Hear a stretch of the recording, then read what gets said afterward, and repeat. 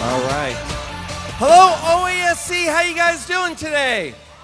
Good. I am so glad to hear that. My name is Russ, and today we're going to have a little bit of fun with your minds. In fact, let me start off with something here. It's just a little toy I picked up, but it's kind of fun. Here's what I want you to do. I want you to look at the spiral. You might be able to see it on the screen. It works there too, or if you could see the one that's in my hand. I want you to look at the spiral. Don't take your eyes away from it. You see, I'm going to count backwards from 10 to 1, and as I do, keep looking at the spiral, but when I get to 1, I want you to look at my face. I know it's a weird suggestion, but on 1, look at my face. Here we go. 10, 9, 8, 7, 6, 5, 4, 3, 2, and if you look at the spiral the entire time, look at my face.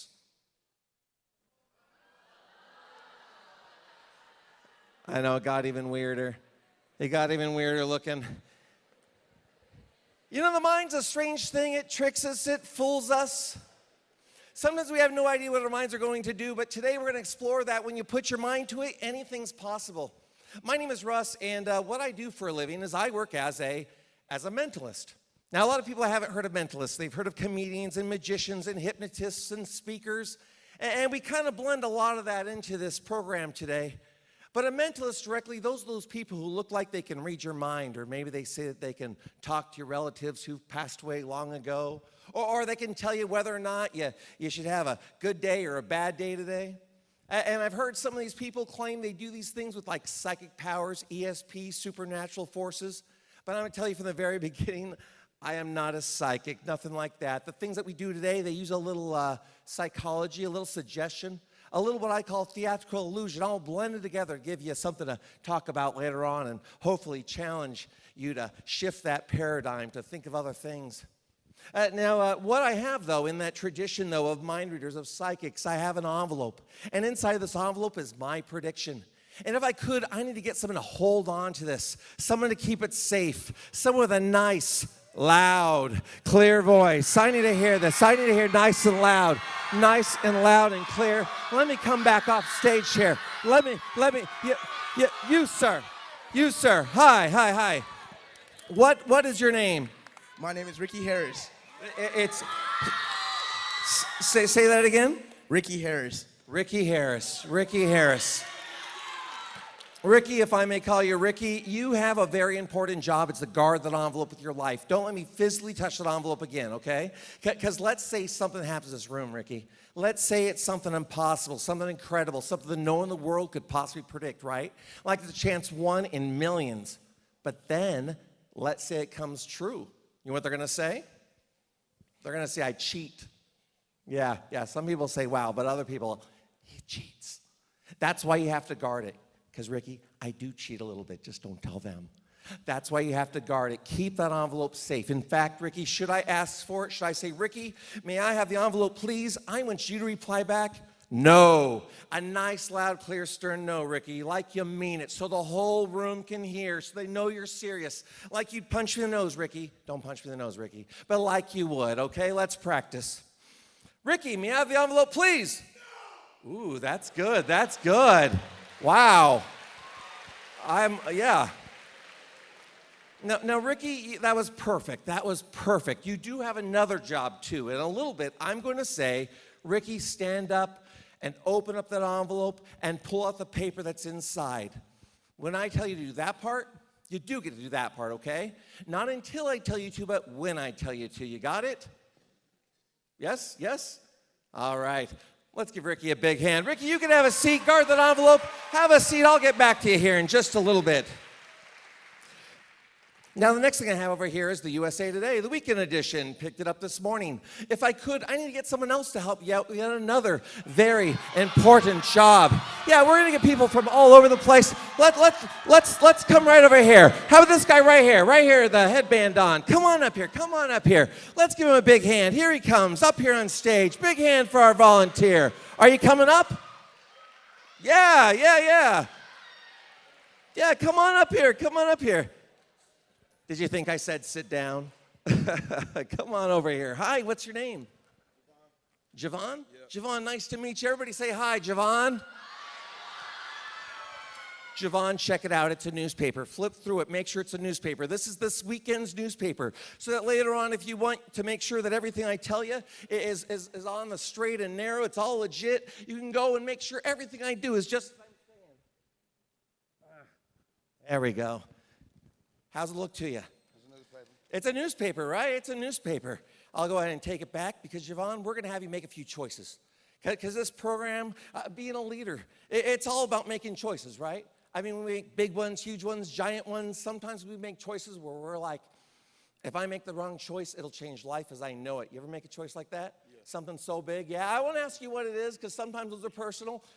Some of these choices, well, sometimes they're not very big, or at least they don't seem big. Sometimes it seems like we have a simple choice, and it's only way down the line that we find out how important that choice was. It's why as leaders we need to be able to make our choices with care, with thought. Today's choice is going to be about newspaper. How important it is, we'll find out in just a little bit. But what I'm going to have you do here in a moment is I'm going to have you point to a handful of newspaper, whichever handful you point to, that's the handful we'll use. For example, if you point to this handful, I throw the rest away. You point to this handful, I throw the rest away. Just no magic trick, no magician's choice. Whichever one you point to, we keep. We throw the other handful away. No, this is up to you, Javon. Javon, this is all up to you, not them. Right here? Perfect. We throw the rest away. Javon, point to a handful. This is your choice, Javon. There we go. Perfect. We're in the sports section. Nice. Are you an athlete? Yeah? What do you like to play? Football. Nice. Point to a handful. Yeah, okay. We're getting down to the end here. Point to a handful. Here, tell you what, I know it's a big decision. We'll give you both. What I'm going to have you do is to take these pieces of paper and to tear them like that, okay? You're going to tear these into nice, thin strips just like so. Keep it at your fingertips. We will need them in a little bit. Here, hold on. Don't do it yet, Javon. Check this out. You will finish up before I get back to you, so look, I got you a seat right here, the best seat in the house. Have a seat right there. Get comfortable. We'll move this out of your way so that everybody can see your big smile. That's your hint. Smile. There we go. Yeah. You'll finish up before I get back to you, but when you do, just stay seated. I'll come back to you eventually.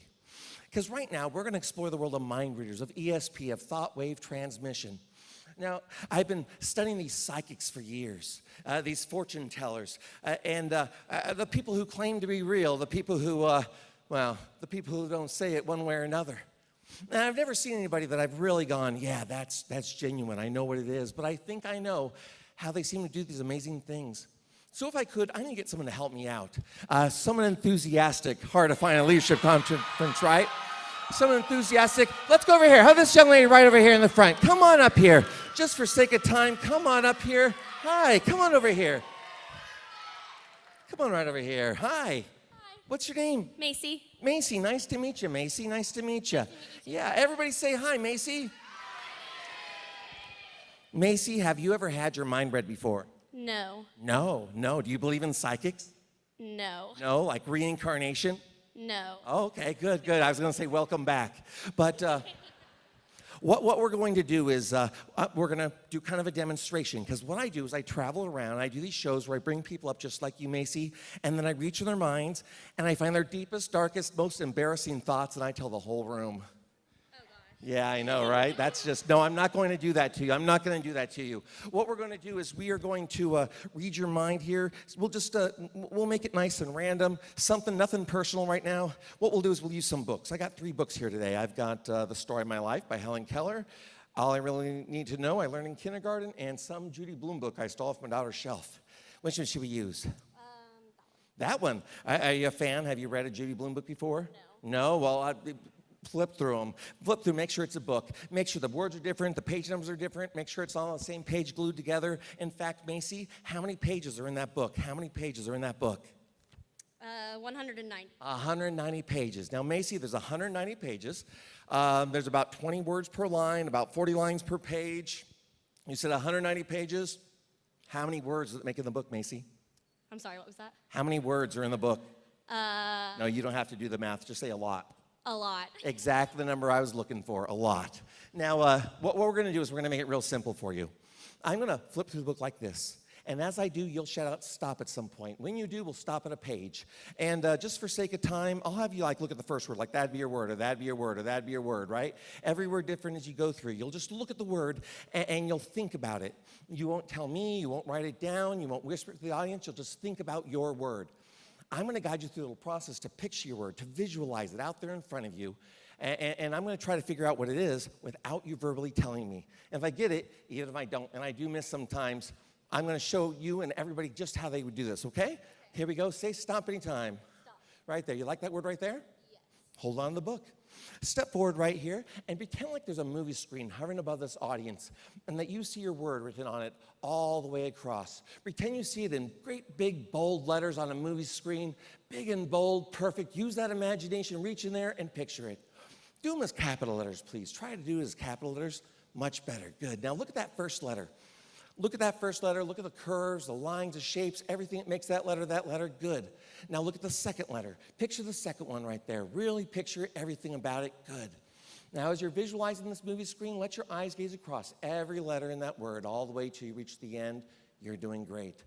Now there's a second part here. In just a moment, I'm going to say go.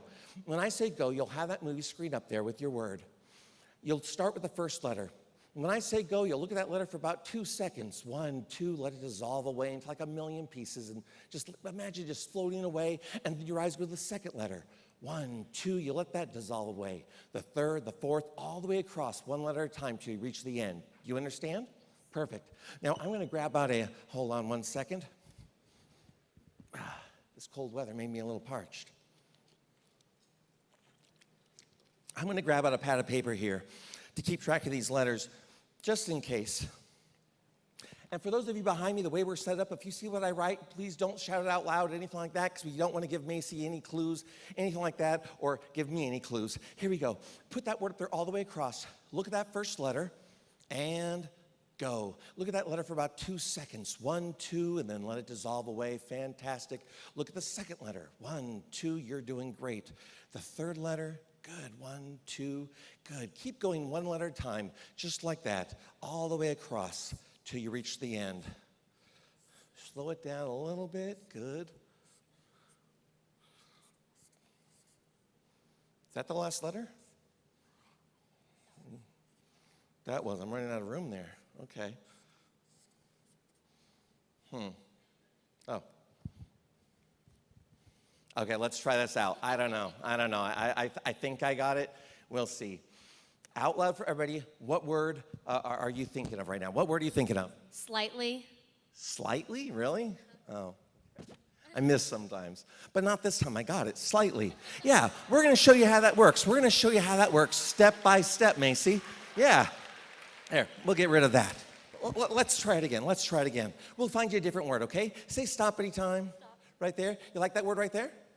Okay, hold on to the book. Picture the word in front of you, big and bold. Now, you see, these so-called monitors, they don't actually read your mind, not with psychic powers. They look at the way you look, the way you talk, the way you act, the way you're dressed, the way your eyes dilate when you lie. I'll show you how this works. Like, for example, look the way she's got the book like that, a perfect example. She's got the book just like so. She's got it holding in her hands like that. Some people hold it at their side, behind their back, one hand up, one hand down, like this, all sorts of different ways. You can also see that she's kind of leaning a little bit to the right, just barely on the right leg right there. She's dominating that just a tiny, tiny bit. I'm going to guess right now. I don't know. Is there a D in your word? Yes. Now, that could be coincidence because a lot of words with D in it, so we're going to keep going. I want you to picture in front of you, big and bold, the first letter of your word. Picture it big and bold. Perfect. Did you guys see it? It happened just a little bit. That lip went up just a little bit. Just enough to let us know that the first letter is an E. Is the first letter an E? Yes. Good. Now, as I said, some of these psychics, they tell us that each of our minds are connected. Like there's a strand from you and you and you and you. Like we're all connected, these little invisible strands. Or if I have just the right tools, I can reach at my strand, reach around, reach down and pluck that out of your mind or yours. I don't buy that, but it might look like this. Put your word up there all the way across. Let your eyes gaze across every single letter right there. You stop at the T, but keep going all the way to the end. Perfect. Let me try this with you. Look at the first letter. Don't look at me. You got to focus on that first letter. I know it's hard to do this with a lot of people up here. But that first letter right there, perfect. That's the E. Good. The second letter, that's the D. There's a next letter. Look at that one. That's a U. Good. There's a C. Next one right there, that's an A, a T. Okay, good. There's an I, an O, an N. This is appropriate. Is your word education? Let's give her a big hand. Macy, you are fantastic. Take a bow for everyone. Take a bow, take a bow. You can have a seat. Let's give Macy a big hand. And you are doing great, but we're going to come back to you. We're going to come back to you. Now, the program that we're doing today, I call it Use Your Mind. M stands for motivation, I stands for imagination, N stands for navigation, D stands for determination. Now, I didn't make up these 4 words, but when you put them together, what they do is they make up the 4 steps, the 4 ingredients to help you accomplish anything you want to your life, no matter how big or small. It could be the type of person you want to be, the grades you want to get, the type of athlete you want to be on your team. It could be the score you want to get on the SATs or on your next big test. It could be the type of mom or dad or friend or parent that you want to be. Let's go back to M. M's for motivation. Now, a lot of people have no idea what the word motivation means. I mean, at conferences like this, we hear there's going to be a motivational speaker talking to you. Or you've heard your teacher say, let's get motivated to get that paper done on time. Or your coach says, let's get motivated to win this game. But the word motivation, the way we take it, the way we apply it to our lives could be a little confusing. I like to explain it through Newton. Remember Newton? The apple fell on his head. He talked about gravity. He also talked about motion, things moving. And he gave us what's called the law of motion, or for our purposes, the first law of motion. It goes something like this. It says, an object at rest will remain at rest unless acted upon by an outside force. I'll say that again. An object at rest will remain at rest unless acted upon by an outside force. Now, I'm not a scientist, but what I understand that to mean is if you have a bowling ball sitting right there in your front lawn, it's going to stay there forever.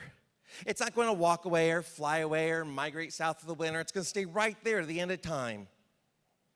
Unless acted upon by an outside force. That means unless someone comes up and picks up that ball and walks away with it, or someone pushes it away. Maybe you live on a hill and that force of gravity takes it away. Now, what we're going to do is we're going to take that law of motion and turn it to the law of motivation. We've got to change a few things. We've got to change that object. That bowling ball sitting in your front lawn. We change it to be your goals, your dreams, your ideas. The things that you want to have come true in your life, no matter how big or small. Like I said, they could be anything. The important thing is that object, it's got to be yours. I'm not talking about what your parents want, your friends want, your teachers want. I'm talking about what you want deep down inside. I mean, if you have an object, something that you want to have move, something you want to have come true in your life, you have to be able to look at it and say, that's mine. I own that thing. I want that to come true. It doesn't matter what anybody else says. Now, so far, this law of motivation says your goals and dreams remain at rest unless acted upon by an outside force. Now, the next part, we change the force, because the force isn't so outside. The force it's you. Because not only do you have to believe in that object, that thing that you want to have come true in your life, you also have to realize that you're the only one that can move it. I know that there's people in your life that would love to make all your dreams come true for you. I mean, we've got parents and friends who would love to just take it all away for us. But the truth of the matter is that's just not practical. I mean, those people who would love to make our dreams come true for us, they're usually too busy trying to move their own objects to give ours the attention that it needs and that it deserves. I mean, we've got to be the one to pick it up or to get that ball rolling. Because the law of motivation ultimately says your goals, your dreams, your ideas, the type of leader you're going to be, the person you're going to be tomorrow, it goes nowhere unless you take responsibility and you move it yourself. You're doing fantastic over here. I have another job for you, though. I have another job. Oh, this is so good. I've never seen this done so well. What I'm going to have you do now is I'm going to have you tear it like that into little pieces, okay? You're going to tear it into little pieces, just like so. Hold on to those little pieces. If you drop some, don't go scrambling after them. No, you don't need to go crawling around the ground. Just hold on to as many as you possibly can, okay? Oh, he's doing good there. Look at that. You've got the strategy going. Let's see it. Let's see it. Oh, he is good. Let's give him a big hand. He's doing a fantastic job. And may I have the envelope, please? Oh, that's good, that's good, that's good. Well, this mind reading stuff, I know I just did kind of a quick demonstration, but because of our time, what I'm going to do is I just want to teach you guys how to read minds. I'm going to have you guys read my mind. What I'll do is I'm going to send my thought out to the audience, and you guys, well, you're going to use your imagination.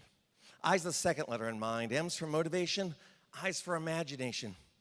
You see, every single one of you, without exception, you were created with incredible imagination. A lot of people think you have to leave it behind. Back when you were a kid, we used to finger paint and draw your drafts green, but hold on to it. Hold on to that imagination. Keep it strong. Especially as leaders, it's got to be one of the most valuable tools we'll ever have. You know, I've got that poster in my office of Einstein with his hair sticking out, his tongue sticking out too. He had a great sense of humor. But you know, he was quoted as saying once, an imagination is more important than knowledge. And he went on to explain that if you have all the facts, all the figures, all the ideas in your hands sitting right there, they don't do you any good unless you have an imagination and take that knowledge, that data, those ideas, and you do incredible things with them.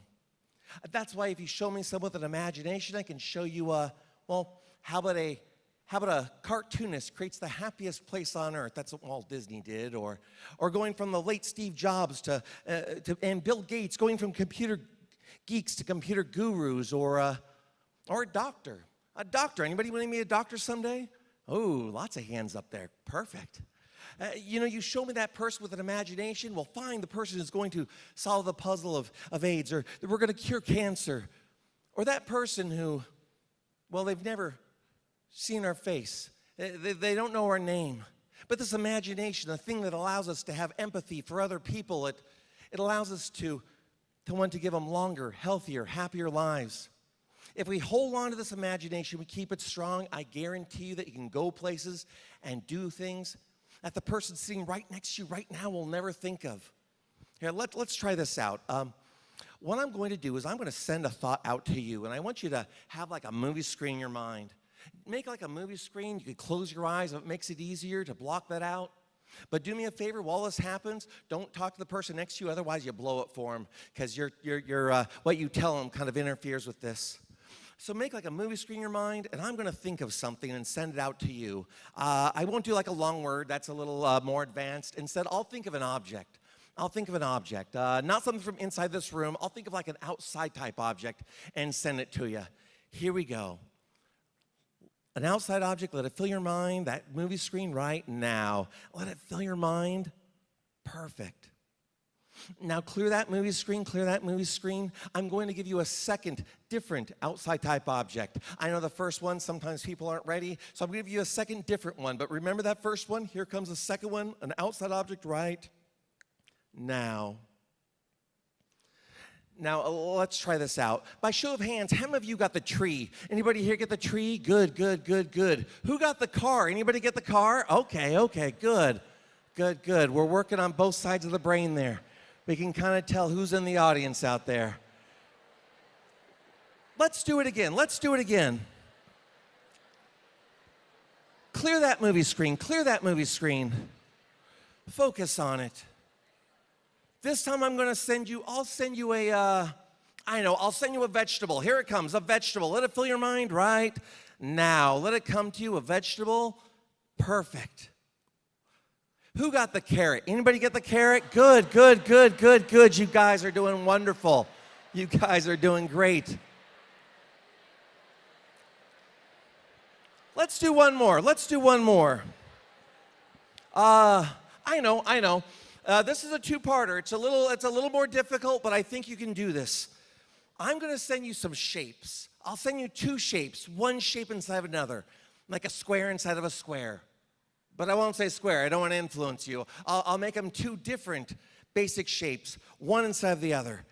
Here comes the first one. Let it come to you right now. And the second one, let it come to you right now. Let it fill your mind. Perfect. Now, I'd say in a room this size, we're just going by statistics, by the odds, playing it that way. We'd have about 20, maybe 50 of you raise your hand. I think we could beat that. How many got not just one, but both? How many got both the circle and the triangle? How many got, you guys are incredible. You have incredible incredible imaginations.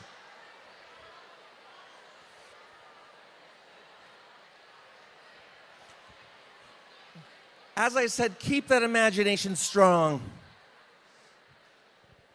Because you do not have to settle for the ordinary. You can go after the extraordinary. Let's try something out with your imaginations warmed up. Hey, look at that. You are doing great. You have done so well there. Let's try this out. Do me a favor. Put the piece of paper inside the bag there. There we go. Stand up for everybody. Take a bow. You can have a seat. Let's give our paper shredder a big hand. You can have a seat. Yeah, go on ahead. You did fantastic. Hundreds of thousands of word combinations that could be on a piece of today's randomly selected USA Today. Torn up. Put your hand in there. Grab it, a great big handful of newspaper. A big handful. A big old handful. Yeah, a big handful. Look at it. Make sure, you can look at it. Make sure all the words are different. Everything's different there. Hey, reach in there. Grab it, a great big handful. Big handful. There we go. Keep looking at those. Reach in there. Grab it, a great big handful. Check that out. Make sure that they're all different. Oh, I don't want to get near you. Reach inside. Grab it, a great big handful. A big handful. Hey, reach in there. Grab it, a handful. Big handful there. There's about it. Hey. What's your name? Javier. Javier. Are you feeling like a psychic? Kind of? Kind of? Did you do okay on those test things? You got one of them? Just one of them? That's okay. Sometimes we have to warm up a few times. Here, come here, Javier. Come on with me. Let's give Javier a big hand. I got a good feeling about this guy. I got a good feeling about Javier. Come on up here, Javier. Come on up here. Come up here and join me. We're going to mix these babies up. We're going to mix these babies up. Come on. There we go. We got this. Okay.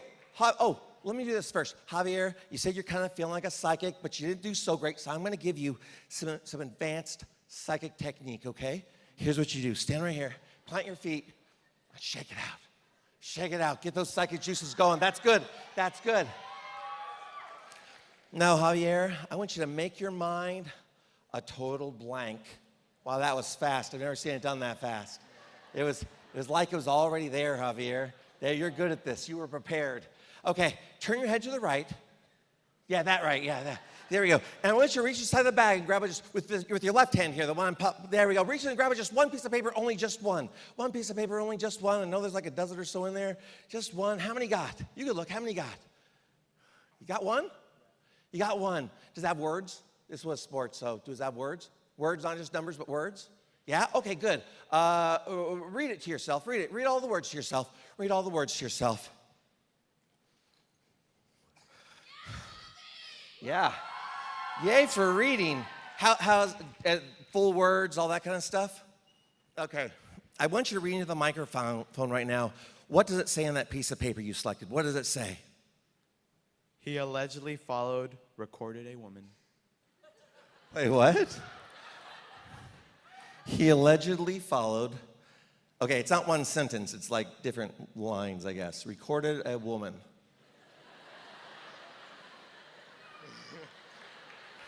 I don't know what you're doing there, Javier. He allegedly followed, recorded a woman. Okay. I don't know if he recorded a woman or she did. I don't know. That means nothing to me, though, Javier. You're not very good at this. Yeah. Oh, wait. I got an idea. The envelope. May I have the envelope, please? Oh, bummer. Oh, wait, this is the part you do get to do. Stand up and open up that envelope. Yeah, come forward a little bit. Come forward a little bit so everybody can see you. Yeah. Yeah. Hold on. Read that again what it said. He allegedly followed, recorded a woman. Do me a favor, pull out the piece of paper that's inside there. And I want you to unfold it. And I want you to read out loud, nice and loud and clear to everyone. What does it say in that piece of paper? What does it say? He allegedly followed, recorded woman. Yeah, let them see it. Show the camera so they can get that. Javier, I don't know how you did that, dude. Give me a bump right there. Fantastic. Give it up for Javier and our security guard there. I don't know. Dude, that was great. Take a bow.